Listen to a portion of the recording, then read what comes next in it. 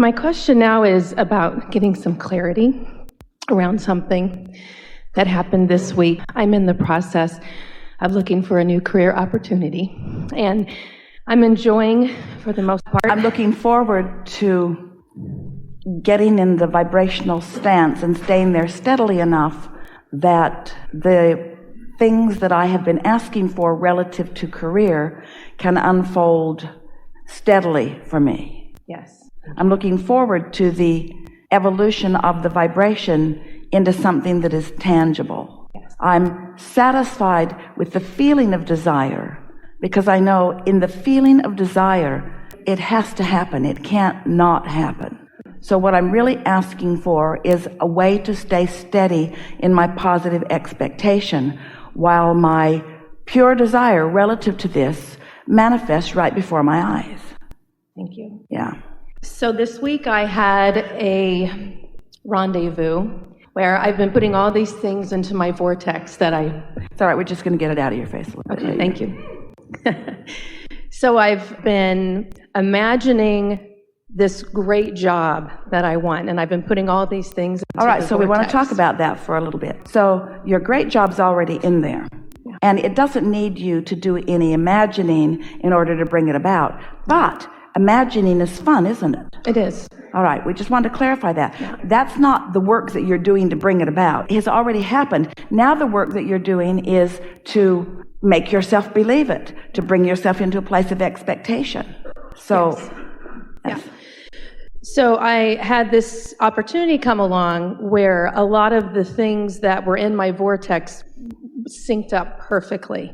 It was about traveling. It was about, I'm in public relations, and it's about promoting all these wonderful resorts and golf properties.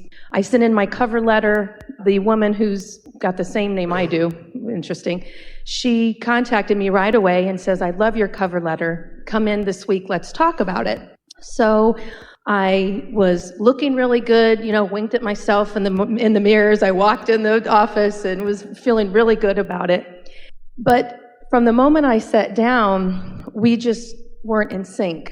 And it reminded me a lot of the energy that I was in my previous job that I decided to leave. well, that's a little bit logical, isn't it? That's still a vibration that you've got going on, even though you want to move on from it. So it's logical that the universe would give you more of the same.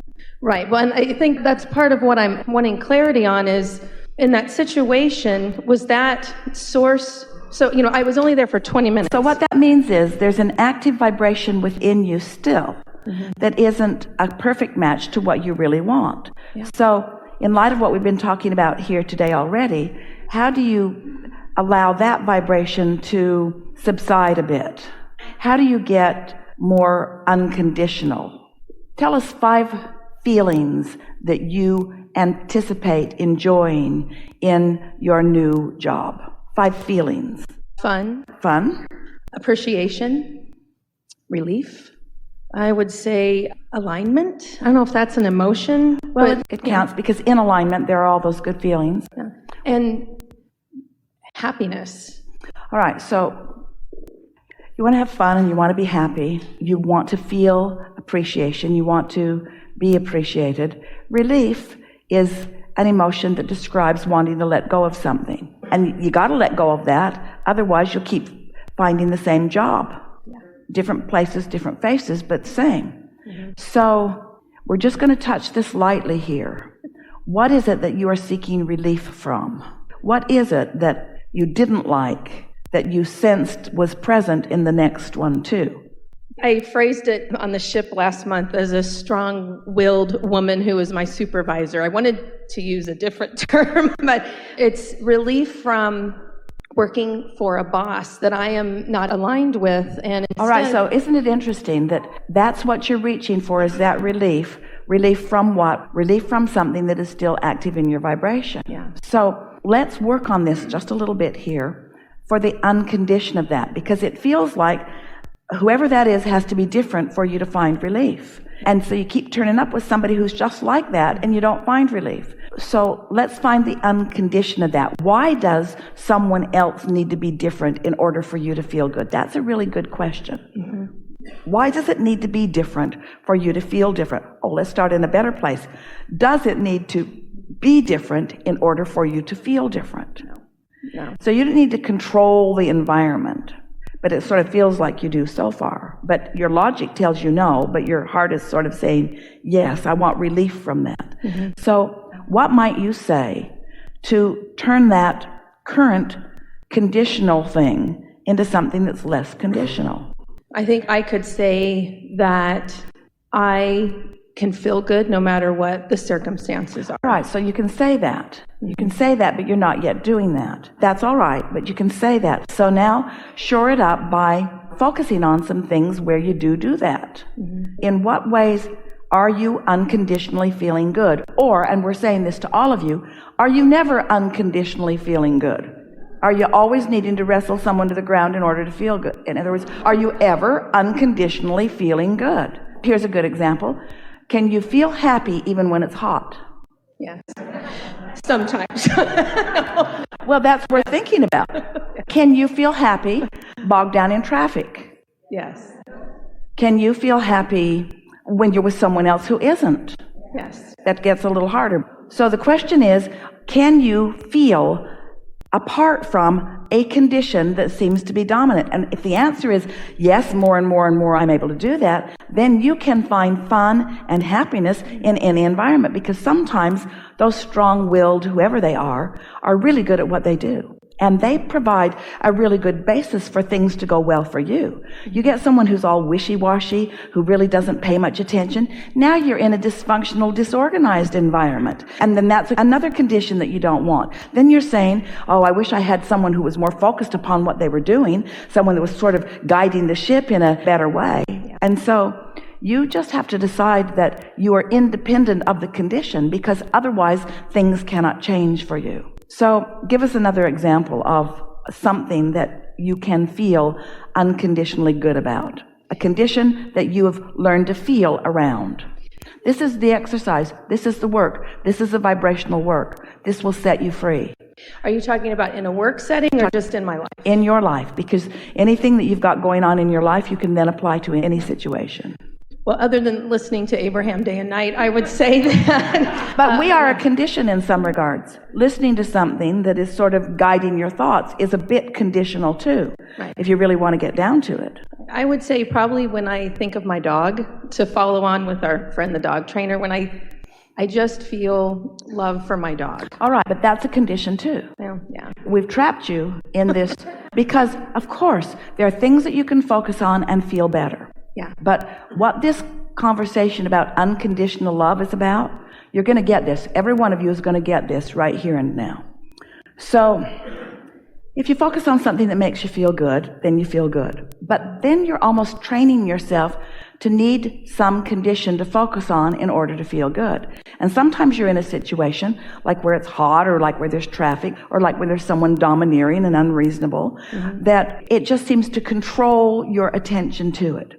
But if you have shown yourself that there is a non-physical part of you that is dominant, that you can feel for and find under any and all conditions, if you accept that you have an inner being who has an opinion, a perspective, an approach right here and now, then you can relax into that broader perspective. That's that unconditioned that we're talking about, and feel the vibration of who you really are flowing through you no matter what.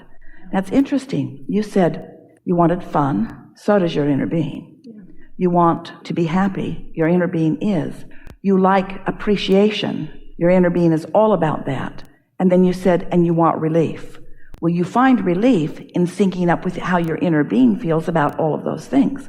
So let's take this person who seemed to be like a replay of what you've just left behind. You're thinking, oh, here I go again. Same old, same old.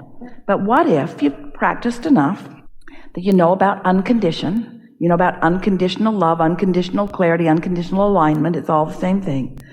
And you're sitting there, and because you're aware of it, you're reaching for the clarity and the perspective of your inner being. What do you guys think about this? What do you guys think about this? And as you relax into what your inner being is thinking about this, first of all, your feeling of discord will go away. Now, your inner being, we're going to be very specific about the way we say this. As you turn yourself over to that broader perspective and follow the impulses that are coming, you may find yourself feeling such appreciation for this person. You may find yourself knowing what they're dealing with, knowing what they're looking for, knowing that you can do it, actually reading their mind a little bit, saying the exact thing. In other words, talk about an interview. Bring your inner being into this interview, and then you may hear, coming right out of your mouth, the sentiment of your inner being from this broader perspective. You may hear yourself saying, I so appreciate your time here. I don't think this is quite the right fit for me. Yeah. Because it's possible that that really is not quite the right fit for you. But you would be feeling that relief right there in that moment. You see what we're getting at? Mm-hmm. There's a difference between coming into alignment and then assessing the job and just walking in where you were with the same old discordant stuff that you had going on before and matching yourself up and then wanting to run into the woods because you don't want more of this. Yeah. What we want you to understand is that every place has the potential of giving you fun and clarity and happy and appreciation and relief. But you can't ask them to provide the relief. You find the relief between you and you.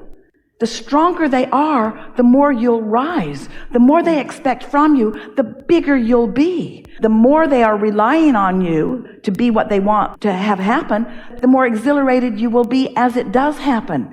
You're not wanting someone who is easy. You're wanting someone who is clear. But you can't hook up with somebody who is clear unless you are, you see. You won't even be able to recognize it. So thinking back on that interview now, because your vibration shifted just a little bit just now, thinking back on it, we're just going to ask you to give a word, leave or stay. What do you think your inner being was giving you about that particular interview? Leave or stay? Leave. Yeah. So why question it now? Nothing went wrong. I'll go back. I know. Nothing went wrong. Right. That's exactly. And now, here's something else. Does that mean your inner being is saying to you, under any and all conditions, this was not the right fit for you? Or was your inner being saying, given the vibration that's active within you right now, this is not a good fit for you right now? It was that. And so now you walk away, and now you do a little more aligning. Now, we don't think that if you aligned and aligned and aligned and went back and redid that same interview, that the outcome would be different. We think the outcome was what it was.